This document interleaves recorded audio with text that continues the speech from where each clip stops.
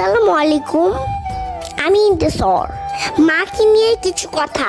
মা হলেন এমন একজন যিনি অন্য সবার স্থান নিতে পারেন, কিন্তু যার স্থান অন্য কেউ নিতে পারে না।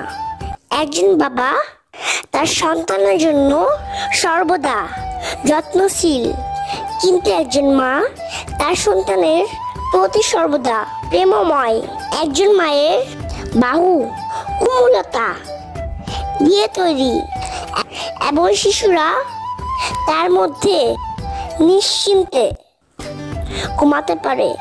মা আপনার প্রথম বন্ধু, সেরা বন্ধু, চিরকালের বন্ধু। তাই বন্ধুরা, মাকে কখনো কষ্ট দিবেন না। সবাই মাকে সম্মান করবেন। বাবা মা দুজনকেই সম্মান করবেন। বন্ধুরা, আমি আমার মাকে ভীষণ ভালোবাসি।